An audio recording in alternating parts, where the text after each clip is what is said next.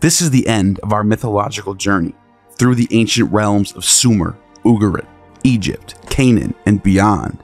As we've explored this rich tapestry of these captivating civilizations, it became clear that their stories, beliefs, and cultural influences have left an indelible mark on the biblical world.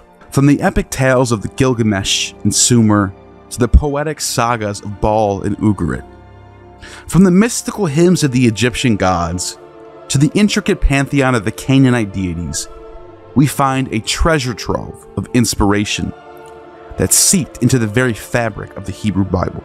But the skilled weavers, the biblical authors, and editors didn't simply copy and paste from the neighboring mythologies. Oh no. They expertly blended, transformed, and repurposed these ancient narratives, weaving them into a new tapestry of faith, history, and moral guidance. Let me give you one more example before I go. The story of Esther and Mordecai. Esther and Mordecai look a lot like Ishtar and Marduk. The story of Esther and Mordecai has obvious parallels to the story of Ishtar descending into the underworld to save Tammuz from his death. In the story of Ishtar and Tammuz, Tammuz is taken down to the underworld, the lover of Ishtar. And then Ishtar goes and descends down, and as she goes down from every layer of hell, she has to take off a layer of clothing until she gets to the bottom layer, where she has to face off with the queen of the underworld, where she stays down there for 3 days until her galley eunuchs are sent down from heaven to bring her back to life, where she is able to take Tammuz and raise him out of hell, and thus springtime ensues. In the story of Esther in the Bible, there's a lot of similarities and parallels. Instead of Tammuz, it's Mordecai. Now, why would they use Marduk's name instead of Tammuz's name? Well, it turns out that Marduk and Tammuz are actually synchronized in many texts. The god Bel is actually a synchronization of Marduk and Dumuzi, or Tammuz. So it actually does make sense for Mordecai to be the name of the Hebrew person who is saved by Esther. In this text, Mordecai is taken into a dungeon by Haman, and then Esther has to go into the court of the king of Persia, Xerxes, and she has to plead for the safety of Mordecai, which she is successful when her eunuch priest, just like the Gali eunuchs, her eunuchs actually come to her aid, and she also has to take off layers of clothing as well.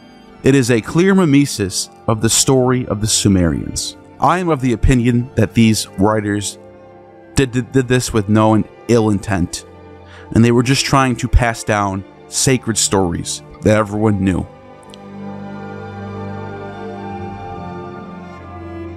The Sumerian flood myth finds its counterpart in the story of Noah and the Ark.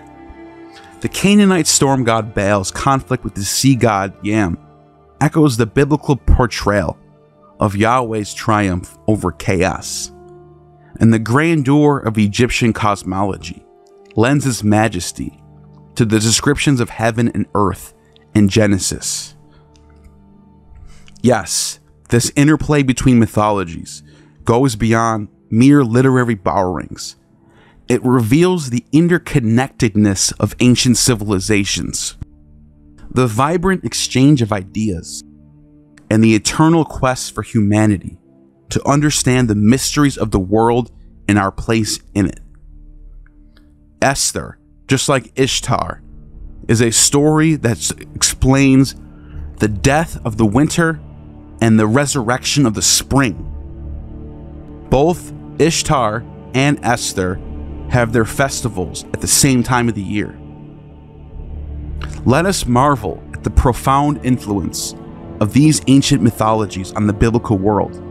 Let us recognize that shared motifs, cultural cross-pollination, and the universal truths that emerge from these diverse narratives. As we delve into the depths of history, we uncover not only the roots of our collective heritage, but also the timeless power of storytelling, shaping civilizations and shaping our very identities. So, dear viewers, as we bid farewell to this mythological odyssey, let us carry with us the wisdom and wonder of these ancient tales, and may we continue to explore, question, and appreciate the incredible tapestry of human imagination that binds us across time and space. Thank you for joining us on this illuminating journey. Until our paths cross again, keep seeking gnosis and embracing the marvels of our shared human story.